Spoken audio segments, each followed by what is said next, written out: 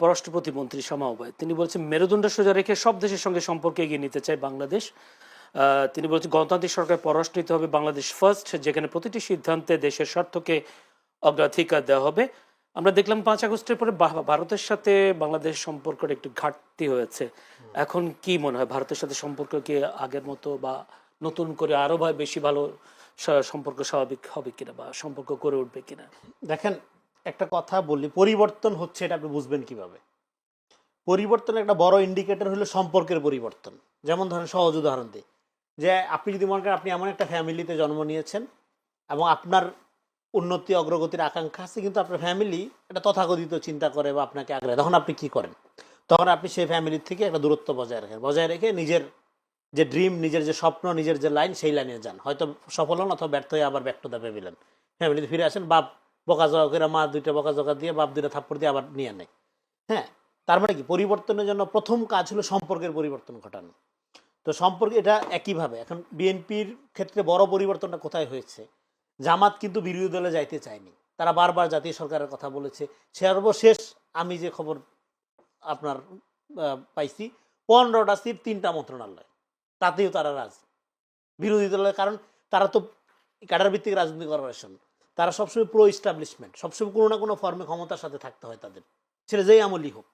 তো ক্ষমতার বাইরে থেকে একটা অ্যাবসুলেট বিরোধিতার মধ্যে থেকে একদম বিরোধী দলের অবস্থায় থাকা, মানে ইস্টাবলিশমেন্টের বাইরে থাকা তাদের জন্য খুব ডিফিকাল্ট। এটা তাদের অনেকটা বড় ক্ষমতার মতো না, বিরোধী দলীয় নেতা না, বিরোধী দল নেতা না, তারা একদম পাওয়ার এস্টাবলিশমেন্টের মধ্যে, বিরোধী দলের হাতে ক্ষমতা, বিরোধী দলে মজা পায় না, বিরোধী দলের ক্ষমতার সাথে থাকার ব্যাপারটা।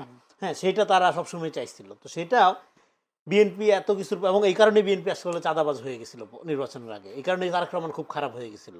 হ্যাঁ, বিএনপিতে সবাই ভালো লোক সেটা আমি বলছি না, আমি বলছি যে ন্যারেটিভটা যেটা। তো এই জন্য এই পরিবর্তনটা প্রথম শুরু করছিল তারা, তাদের দীর্ঘদিনের মিত্র আবার জামাত।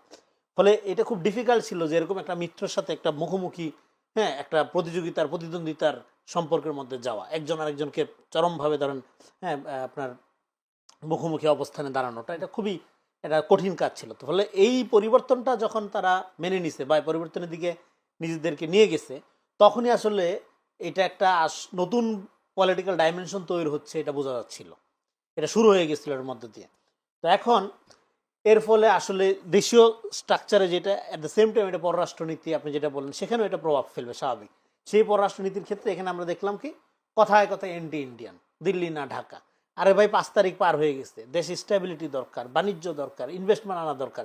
এখনও আপনি দিল্লি না ঢাকা বলে যদি শাহবাগ বন্ধ করে অ্যাম্বুলেন্সের মধ্যে রুগী শোয়াই রেখে মেরা ফেলেন, তাহলে কার লাভটা হবে? কোন দিল্লি আপনার এতে ক্ষতিগ্রস্ত হবে? আমি তো এটা বুঝি না। দিল্লি না ঢাকা এই স্লোগান দিয়ে ঢাকা শহরকে অচল বানাইয়া একটা এনার্কি তৈরি করা কথায় কথায়, এবং নিজেকে একমাত্র ভারত বিরোধী আর সব ভারতপন্থী, এই ন্যারেশনে ভাগ করা, বোঝা যায় এটা ভারত বিরোধী ভারতীয় রাজনীতি। কারণ এখানে যদি অস্থিতিশীলতা থাকে, দেশের ডেভেলপমেন্ট ক্ষুণ্ণ হয়, তাহলে সবচেয়ে বেশি খুশি হবে ভারত। যদি ভারত রিয়েলি আমাদের শত্রু আপনারা মনে করে থাকেন, তাহলে আপনারা শত্রুর হাতকে কেন শক্তিশালী করছেন? ফলে এখন পররাষ্ট্রনীতির ক্ষেত্রে দেখেন বাংলাদেশ ফার্স্ট, এই নীতিটা কখন এক্সিকিউট করা সম্ভব হবে? যখন জাতিগত একটা ঐক্য থাকবে। এবং জাতিগত ঐক্য থাকলে ভারতের সাথে কি সম্পর্কের আগে হয় নাই? বিএনপির আমলে ব্যবসা বাণিজ্য হয়নি? আপনি বাণিজ্যের ইন্ডেক্স খবর নিয়ে দেখেন, খুবই ভালো ব্যবসা বাণিজ্য হয়েছে। এবং একটা দেশের সাথে আরেকটা দেশের সম্পর্ক কখনো বন্ধু ভিত্তিতে হয় না, রাষ্ট্র মানে এনিমি পারসেপশন, এটা বহু আগে আলাপ করছি। এটা ধৈর্য নিয়ে আমরা সম্পর্ক করি, সবকিছু করি। বিএনপি কি হিসেবে বিএনপি এখানে বাংলাদেশ ফার্স্ট নীতি, এবং সেক্ষেত্রে হেট্রেশন বেসড কোনো সম্পর্ক হবে না। আমরা দিল্লিপন্থী না, পিন্ডিপন্থী না, আমেরিকাপন্থী না, চীনপন্থী না। হ্যাঁ, এবং এটা করা চ্যালেঞ্জিং না, মুখে বলা সহজ, চ্যালেঞ্জিং। এই চ্যালেঞ্জটা মোকাবেলার জন্য একটা জাতিগত ঐক্য দরকার। বিপুল ঘনবসতির দেশ, প্রচুর দারিদ্রতা, মানুষ ভালনারেবল অবস্থায় আছে। ফলে আপনি চাইলেই গ্লোবাল সুপার পাওয়ারকে তুড়ি দেওয়া, উড়াই দেওয়া, নিজের মধ্যে চলতে পারেন তা না। তার জন্য আপনাকে একই সক্ষমতা অর্জন করতে হবে। সেই সক্ষমতার প্রধান হলো জাতীয় ঐক্য।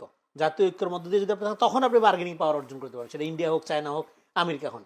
কিন্তু তা না করে আপনি নিজেই যদি শততা বিভক্ত থাকেন এবং আপনার ন্যাশনাল ইন্টারেস্টটা যদি প্রোটেক্ট করার ব্যাপারে একটা জাতীয় ঐক্য না থাকে, আপনারা আলাদা বিরোধিতা রাজনীতি করেন একজন, তখন কিন্তু আপনি আসলে ভারত চায়না কারোর সাথেই সুবিধা করতে পারবেন না। আর ভারতের ব্যাপারটা এখানে সবসময় একটা পলিটিক্যাল র্যাটরিক্স আকারে হাজির করা হয়। কেন?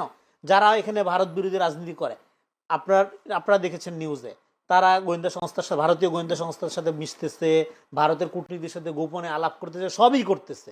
কিন্তু প্রকাশ্যে বিএনপি যখন ধরেন একটা পররাষ্ট্রনীতি বাংলাদেশের সবার আগে বাংলাদেশ নীতি বজায় রেখা ডায়লগে যাবে, ব্যবসা বাণিজ্য আগামী ভারতের দালাল।